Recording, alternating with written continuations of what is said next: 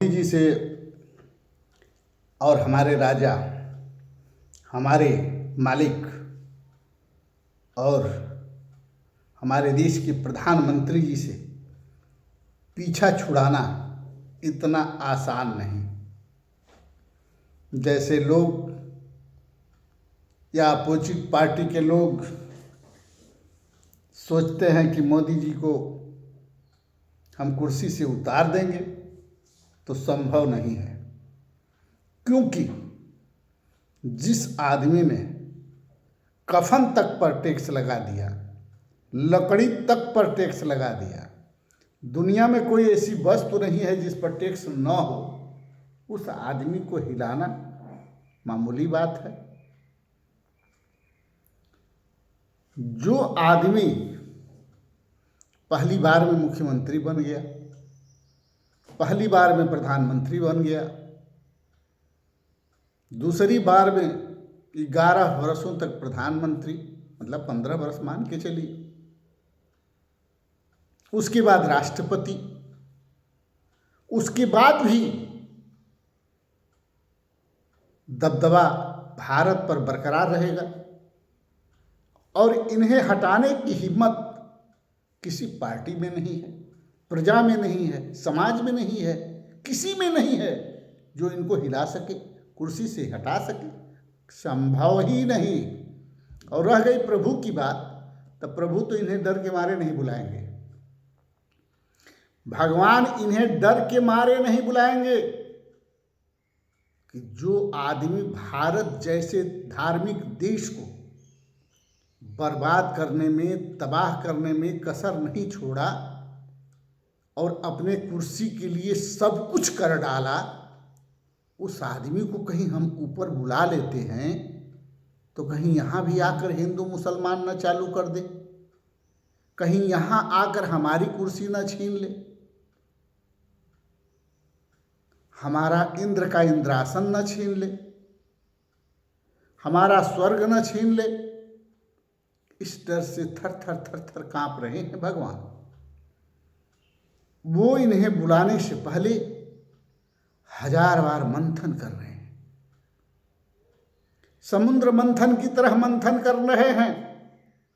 उस मंथन के एवज में हमारे प्रधानमंत्री जी को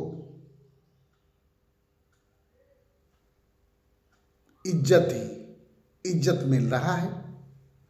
जैसे ऑपरेशन सिंदूर 1, ऑपरेशन सिंदूर 2 किसने किया? सैनिकों ने, हमारे देश की मिलिट्री ने, हमारे देश के फोर्स ने किया। लेकिन मरा कौन? हमारे देश का सैनिक, हमारे देश का एक गरीब परिवार का लड़का। श्रेय कौन ले रहा है? किसका फोटो बैग पर छप रहा है? स्कूली बैग पर छप रहा है, राशन बैग पर छप रहा है, तमाम जगहों पर छप रहा है। हमारे प्रधानमंत्री जी का। मरने वाले सैनिकों का तस्वीर कहीं स्कूल बैग पर दिखा है क्या? श्रेय किसको जा रहा है? ऑपरेशन सिंदूर किसने किया? 1। ऑपरेशन सिंदूर किसने किया? 2। मरा कौन? श्रेय किसको मिल रहा है? साथ में एक सवाल और उठता है कि हमारे प्रधानमंत्री जी के कहने के अनुसार ऑपरेशन सिंदूर 1 भी हुआ, ऑपरेशन सिंदूर 2 भी हुआ, उधर से भी सैनिक मरे, इधर से भी सैनिक मरे, श्रेय प्रधानमंत्री जी को मिला। लेकिन पहलगांव में जो लोग, जो आतंकी घुस करके जाति पूछकर हमारे लोगों को मारे, उनका पता अभी तक नहीं चला। वो कौन थे, कहाँ से आए थे, कहाँ चले गए, वो पकड़े क्यों नहीं गए? सीमाएं प्रधानमंत्री जी के अंडर में है।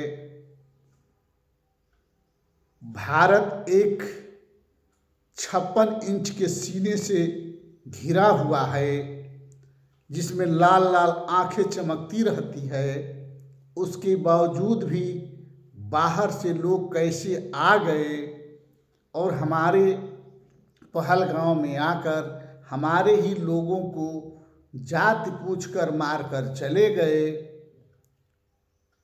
ऑपरेशन सिंदूर भी हुआ 1, ऑपरेशन सिंदूर भी हुआ 2, हमारे सैनिक भी मरे, उधर के भी सैनिक मरे, इधर भी नुकसान हुआ, उधर भी नुकसान हुआ, लेकिन वो आतंकवादी नहीं पकड़े गए। आखिर यह क्या हो रहा है कि हमारे भारत में आकर आतंकवादी चले जा रहे हैं और हम बाहर के देशों में आतंकवादी को ढूंढने में अपना और उनका दोनों का नुकसान कर रहे हैं। ठीक है, हमने नुकसान किया, अच्छी बात है, लेकिन 1 इंच जमीन कब्जा तक नहीं किया, आतंकवादी पकड़े तक नहीं गए, पाकिस्तान को खंड खंड नहीं किया गया, अपने खोए हुए ज़मीन को वापस नहीं लिया गया। तो ऑपरेशन सिंदूर, ऑपरेशन सिंदूर 1, ऑपरेशन सिंदूर 2 से किसको फ़ायदा हुआ,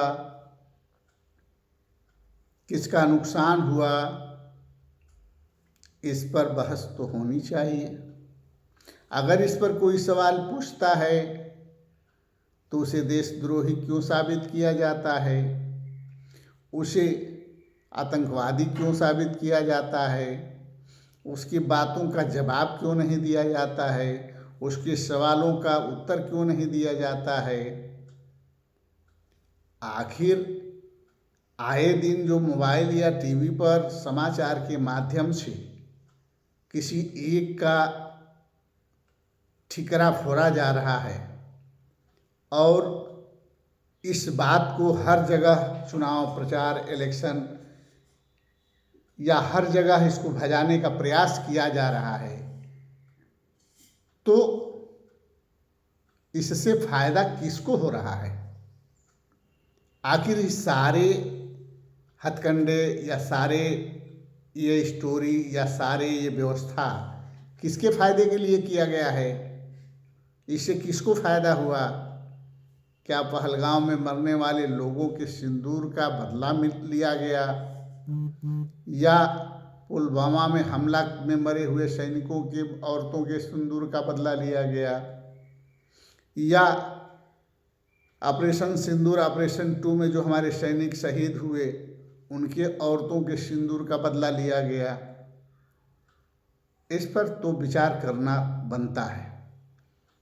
समाज अगर इस पर विचार नहीं करता है और सोए रहता है तो भगवान तो इनसे डर ही रहे हैं, इंसान इनसे डर ही रहे हैं, अपोजिट पार्टी वाले भी डर रहे हैं, सब लोग डर रहे हैं। तो आप ही लोग बताइए कि इस सब कृत्य से किसको फायदा हुआ। अगर फायदा इसी तरह होता रहा तो नुकसान किसका हो रहा है। हमारे प्रधानमंत्री जी का 88 बार देशों का दौरा और कई देशों का दौरा, और दौरे में हमारे देश के पैसे का नुकसान होना,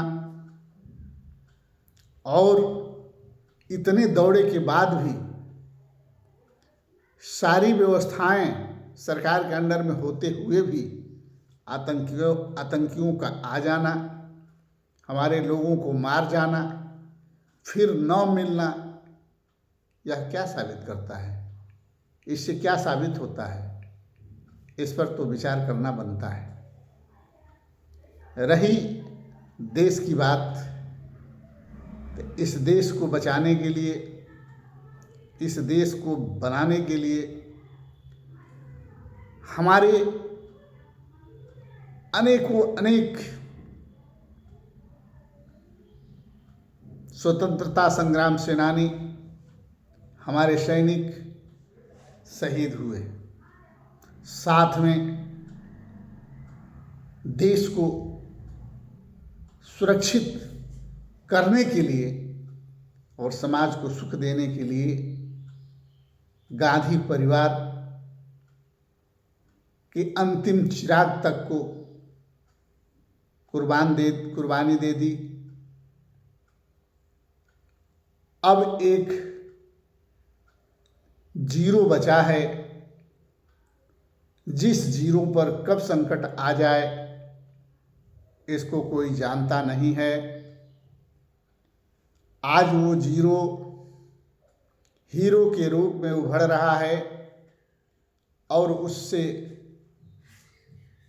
सरकार को बहुत डर है, खतरा है कि कहीं इसकी बदौलत हमारी सरकार न गिर जाए। ये तो शहीदों का बेटा है, ये तो स्वतंत्रता संग्राम सेनानियों का बेटा है, यह तो शहीदों का बेटा है, यह तो सैनिकों का बेटा है, ये तो भारत का बेटा है, ये तो इंडिया का बेटा है, यह तो भारतीय है, इसके अंदर भारत बसता है, यह भारत में बसता है। यह बात अंदर तक घर कर गई है कि हमने तो झूठ बोलकर, हमने तो चाल चलकर, हमने तो कल छल बल कर सरकार तो बना ली, लेकिन जिसके खानदान 65 वर्षों तक राज करने के बाद भी कलंकित नहीं हुआ, चाहे लोग कितना भी कलंक लगाते रहे, लेकिन आज भी शुद्ध है और आगे भी शुद्ध रहेगा। हम सरकार में होने के बाद भी कुछ नहीं कर पा रहे हैं, उसका एक जीरो बेटा हीरो बनने के लिए तैयार है, समाज और देश और भारत के लिए लड़ने के लिए तैयार है। वो भी अपने देश के लिए अपने खून का एक एक कतरा देने के लिए तैयार है। उसको हम कैसे हिलाएं, उसको हम कैसे रास्ते से हटाएं, हम उससे कैसे आंख मिलाएं, यह डर बराबर बना हुआ है।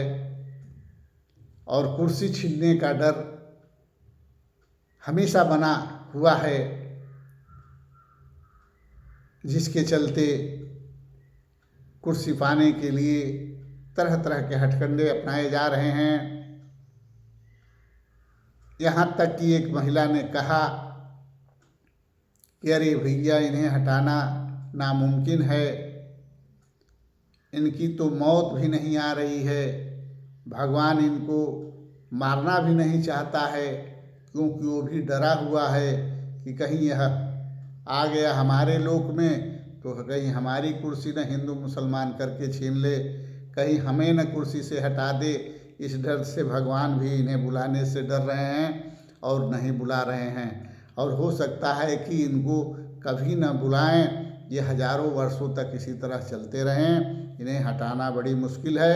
मतलब तरह तरह की बातें समाज के बीच में जो उभर के आ रही है, समाज के बीच में कभी कभी बैठ जाते हैं। समाज से ऐसे हमसे मतलब बहुत है, लेकिन नशा जो है, गुटखा, पान मसाला, सिगरेट, बीड़ी, दारू इतना घर घर में घर करता जा रहा है कि कहीं बैठना बड़ा मुश्किल होता जा रहा है। जाता हूँ, नाक बंद करता हूँ, आँख बंद करता हूँ, सब छुड़ाने का प्रयास करता हूँ, समझाने का प्रयास करता हूँ। लोग समझते हैं ठीक है, नहीं समझते हैं तो भी ठीक है। कुछ लोग छोड़ भी देते हैं, कुछ लोग नहीं भी छोड़ते हैं। लेकिन कष्ट हमें होता है, तकलीफ़ हमें होता है कि हम उस सरकार को सरकार में रख रहे हैं जो सरकार न नशा पर काबू पा रही है, न शिक्षा पर काबू पा रही है, न चिकित्सा पर काबू पा रही है, न न्याय पर काबू पा रही है। अधिकारी लूट मचाए हुए हैं। और जो भी कुछ पूछा जाए, भैया इतना पैसा क्यों ले रहे हैं, तो बता रहे हैं ऊपर तक पहुंचाना पड़ता है, इसमें सबको देना पड़ता है। तो हमारी जनता ही चूस रही है। पहले राजाओं का युग था, उसमें भी मंत्री या कार्य करने वाले लोग रखे जाते थे और समाज से कर वसूला जाता था और उसी के पैसे से उसी पर राज किया जाता था। ठीक उसी चीज़ को संविधान में लपेट करके उसी तरह से अधिकारियों का, सरकार की तरफ से अधिकारी नियुक्त किए गए, कर्मचारी नियुक्त किए गए और वो अधिकारी कर्मचारी आज ठीक उसी राजा के कर्मचारी अधिकारी की तरह समाज को लूट रहे हैं और लूट कर राजा तक पहुंचाने का प्रयास कर रहे हैं, जिस तरह पहले किया जाता था। तो हम ये पूछना चाहते हैं, वो राजतंत्र अच्छा था कि ये लोकतंत्र अच्छा है? राजतंत्र और लोकतंत्र में जब कोई अंतर ही नहीं है तो हम लोकतंत्र को मानने और न मानने की बात ही कहाँ आती है। हम तो राजतंत्र में भी दुखी थे और लोकतंत्र में भी दुखी हैं। आज हमारे लोकतंत्र में संविधान के माध्यम से ठीक है, हम छूतों को, हम अछूतों को, हम दलितों को कुछ छूट मिला, आरक्षण मिली, जिसके चलते हम अधिकारी बने, जिसके चलते हम कर्मचारी बने, जिसके चलते हम बड़े बड़े कुर्सियों तक पहुँचे, नेता बने, मंत्री बने। लेकिन जो राजा या क्षत्रिय ब्राह्मण हम दलितों के साथ करते थे उस युग में, जब राजयुग था, वही काम हम आरक्षण के माध्यम से कुर्सी पाकर, नेता मंत्री बनकर, कर्मचारी अधिकारी बनकर हम स्वर्ण समाज के लोगों को उसी तरह से तकलीफ़ दे रहे हैं, उसी तरह से उन्हें चूस रहे हैं जिस तरह वो लोग हमें चूसते थे। बस सिर्फ हम ये जान जाते हैं कि ये ठाकुर हैं, ये ब्राह्मण है, तो हमारे अधिकारी उसका काम नहीं करते हैं। हमारे अधिकारी उससे से अधिक पैसे की मांग करते हैं, पैसा लेने के बाद भी उनका काम नहीं करते हैं। उन्हें अधिक से अधिक सज़ा दिलाने का प्रयास करते हैं, उसे जेल भेजने का प्रयास करते हैं, उन्हें न्याय न देने और दिलाने की बात करते हैं, चाहे वो जज हो, कलेक्टर हो, डीएम हो, एसपी हो, कर्मचारी हो, अधिकारी हो। अगर वो हम दलित समाज से है तो स्वर्ण समाज को सता रहा है। तो राजतंत्र में हम सताए गए और लोकतंत्र में वो सताए जा रहे हैं, तो दोनों में अंतर क्या है? हमको तो नहीं लग रहा है कि राजतंत्र अच्छा है कि लोकतंत्र अच्छा है। हमें तो राजतंत्र ही अच्छा लग रहा है, जहाँ हम दलितों को राजाओं ने किसी को 5 बीघा, किसी को 2 बीघा, किसी को 4 बीघा, किसी को 10 बीघा दही दूध माठा खिलाने की वजह से, प्रणाम जयकारा करने की वजह से फ्री में दे दिया करते थे। आज फ्री में तो पानी भी नहीं मिल रहा है, एक पानी का बोतल भी 20 रुपये का मिल रहा है। तो हम राजतंत्र को अच्छा समझेंगे कि लोकतंत्र को अच्छा समझेंगे? लोकतंत्र में भी हमको उसी रेट में सारे सामान मिल रहे हैं, दलित को भी वही रेट मिल रहा है, स्वर्ण को भी वही रेट मिल रहा है। तो हमको तो राजतंत्र ही अच्छा था ना, कि कम से कम हमको कुछ ज़मीनें मिल गई, हमको कपड़े मिल जाते थे, हमको भोजन मिल जाता था, हमारी मेहनत की बदौलत अधिक व्यवस्थाएं मिल जाती थी। कुछ लोगों ने बीच में आकर के इस माहौल को गंदा करने का प्रयास किया और गंदा किया, जिसका खामियाजा हम आज स्वर्ण समाज के लोग, हमारे दलित समाज के लोगों के द्वारा भोग रहे हैं, जो देश और समाज दोनों के लिए अच्छा नहीं है। हमारा वीडियो बहुत लंबा हो जाएगा, दर्द दिल में बहुत है। हम समाज से इतना कहना चाहेंगे कि आप लोग सरकार के साथ जुड़े रहें, क्योंकि प्रधानमंत्री जी को जब तक रहें तब तक सरकार में रहना है। प्रभु ने लिख कर भेजा है और प्रभु इतना जल्दी इन्हें बुलाएंगे भी नहीं, क्योंकि उन्हें भी अपना सत्ता खोने का डर है। हमारे प्रधानमंत्री जी का जलवा, जज्बा और हिम्मत इतनी है कि सभी अच्छे कर्मों का श्रेय ले लेते हैं और बुरे कर्मों का श्रेय किसी और को दे देते हैं। ऐसे लोगों से भगवान भी डरने लगा है, इंसान भी डरने लगा है, शैतान भी डरने लगा है। इसलिए हम आप लोगों से निवेदन करेंगे कि इन्हें अधिक से अधिक वोट देकर इन्हें सत्ता में हमेशा बरकरार रखें, ताकि हम समाज के लोग नए नए कानून, नए नए हथकंडे के माध्यम से सुखी और सुंदर हो सके और हमारा कल्याण हो सके। हो सकता है कि अगले 5 वर्ष के बाद हमारे खाते में, सब लोगों के खाते में 5-5, 15-15 लाख रुपया आ जाए। इस पंचवर्षीय में नहीं आएगा, अगले पंचवर्षीय में आ जाएगा। उस पंचवर्षीय में नहीं आएगा, उसके अगले पंचवर्षीय में आ जाएगा। उस पंचवर्षीय में नहीं आएगा, उसके अगले पंचवर्षीय में आ जाएगा। उसमें भी नहीं आएगा, जब स्वर्ग पर हमला होगा, जब स्वर्ग की कुर्सी अपने हाथ में होगी, तब 15-15 लाख रुपया आ जाएंगे। अफसोस करने की ज़रूरत नहीं है। आप लोग धैर्य रखें, आप लोगों के खाते में 15 लाख रुपया ज़रूर आएगा। जय हिंद, जय भारत, जय सर्व समाज।